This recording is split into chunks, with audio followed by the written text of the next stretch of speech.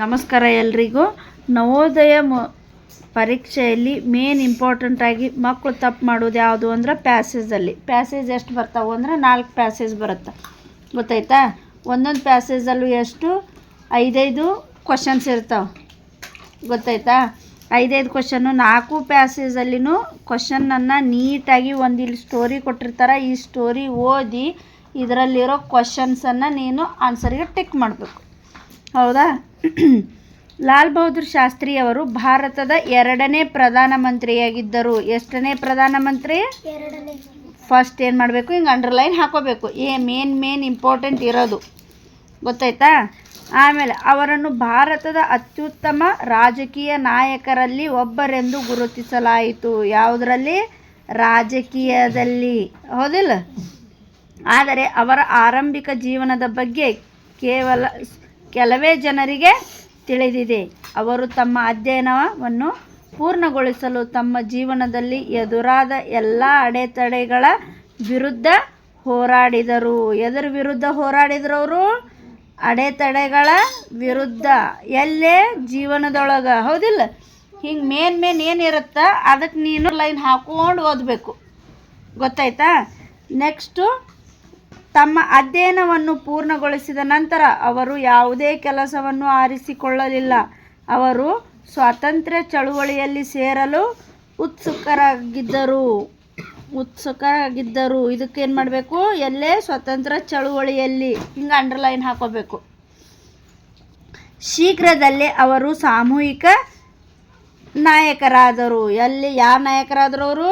ಸಾಮೂಹಿಕ ನಾಯಕರು. ಅವರು 1964ರಲ್ಲಿ ಭಾರತದ ಪ್ರಧಾನಿಯಾದರು. ಎಷ್ಟ್ರಾಗ?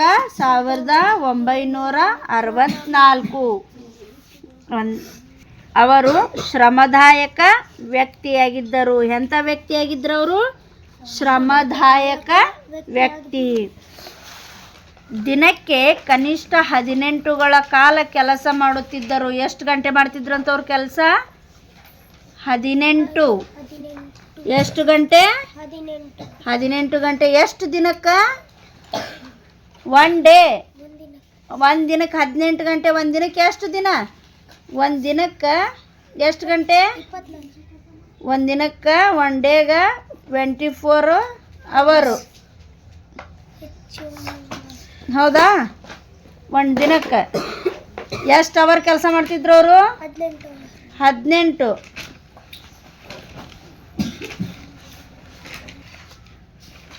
14 ಒಳಗೆ 8 ಕಳೆದ್ರೆ 6, 2ನಲ್ಲಿ 2 ಹೋದ್ರೆ 0, ಅಂದ್ರೆ 6 ಅವರ್ ಮಾತ್ರ ಅವ್ರು ಏನು ಮಾಡ್ತಿದ್ರು? ವೇಸ್ಟ್ ಮಾಡ್ತಿದ್ರಂತ. ನಾವು ಎಷ್ಟು ಅವರ್ ಮಾಡ್ತೀವಿ? ನಾವು 6 ಅವರ್ ಅಷ್ಟೇ ಕೆಲಸ ಮಾಡಿ ಮುಂದಿನ 18 ಅವರ್ನು ವೇಸ್ಟ್ ಮಾಡ್ತೀವಿ, ಹೌದಿಲ್ಲ?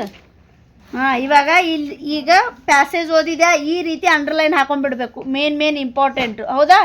ಇವಾಗ ಅದರ ನಂತರ ಕ್ವಶನ್ಸ್ ಯಾವ ರೀತಿ ನೋಡೋದು ಅಂದ್ರೆ ನೋಡಿ. ಲಾಲ್ ಬಹದ್ದೂರ್ ಶಾಸ್ತ್ರಿ ಅವರು ಭಾರತದ ಡ್ಯಾಶ್ ಪ್ರಧಾನಮಂತ್ರಿಯಾಗಿದ್ದರು. ಎಷ್ಟನೇ ಪ್ರಧಾನಮಂತ್ರಿಯಾಗಿದ್ದರು?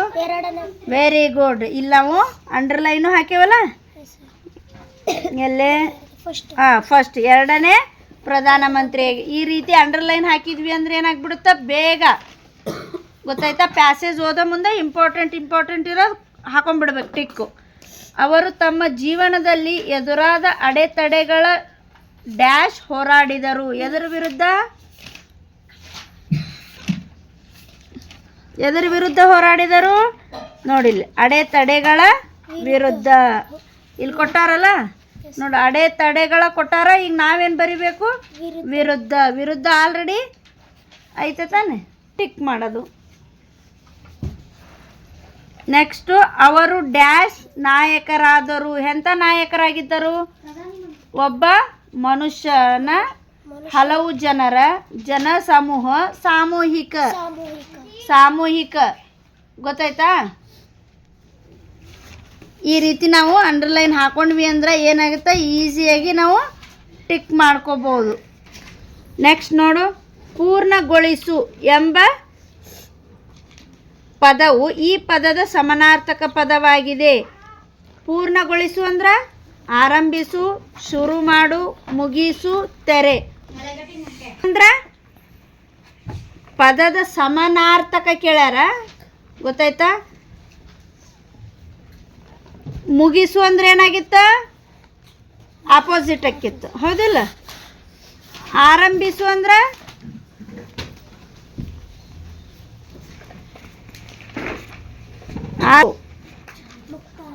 ಸ್ಟಾರ್ಟು. ಶುರು ಮಾಡು ಅಂದ್ರೂ ಸ್ಟಾರ್ಟು. ತೆರೆ ಅಂದ್ರೆ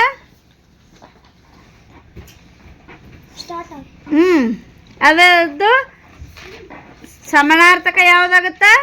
ಪೂರ್ಣಗೊಳಿಸು ಅಂದ್ರೆ ಮುಕ್ತಾಯ, ಗೊತ್ತಾಯ್ತಾ? ಮುಕ್ತಾಯದ್ದು ಸಮಾನಾರ್ಥಕ ಪದ ಯಾವುದು? ಶುರು ಮಾಡುವುದು ಹೇಗಾಗತ್ತೆ? ಶುರು ಮಾಡು, ಆರಂಭಿಸು, ಅದು ಎಲ್ಲ ಸಮಾನಾರ್ಥಕ ಪದನೇ. ಪೂರ್ಣಗೊಳಿಸು, ಪೂರ್ಣ ಮೀನ್ಸ್ ಗೊತ್ತಾಯ್ತಾ? ಪೂರ್ಣ ಅಂದ್ರೇನು? ಪೂರ್ಣ ಅಂದ್ರೆ ಪೂರ್ಣದ ಸಮಾನಾರ್ಥಕ ಬಂದು ಆರಂಭಿಸು. ಪೂರ್ಣಗೊಳಿಸು, ಪೂರ್ಣಗೊಳಿಸು ಅಂದ್ರೆ ಪೂರ್ಣ ಖಾಲಿ ಮಾಡಬೇಕು ಅಂತೀವಲ್ಲ, ಅಂದ್ರೇನದು? ಮುಗಿಸು. ಇದರದ್ದು ಸಮಾನಾರ್ಥಕ ಪದ ಯಾವುದು? ಮುಗಿಸು. ನೋಡು ಇಲ್ಲಿ ಕನ್ಫ್ಯೂಸ್ ಆಯ್ತಲ್ಲ.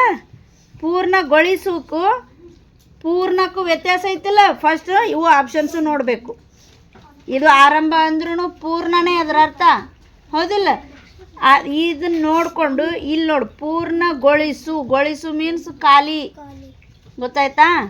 ಅರ್ಥ ಆಯ್ತಾ? ಈ ರೀತಿ 4 ಪ್ಯಾಸೇಜ್ ಕೊಟ್ಟಿರ್ತಾರೆ. 4 ಪ್ಯಾಸೇಜ್ನು ನೀಟಾಗಿ ಈ ರೀತಿ ಓದಿ ಮೇನ್ ಇರುವಂತಹ ಪದಗಳಿಗೆ ನೀವು ಅಂಡರ್ಲೈನ್ ಮಾಡಿದರೆ ಈಸಿಯಾಗಿ ಟಿಕ್ ಮಾಡ್ಕೋಬೋದು, ಗೊತ್ತಾಯ್ತಾ?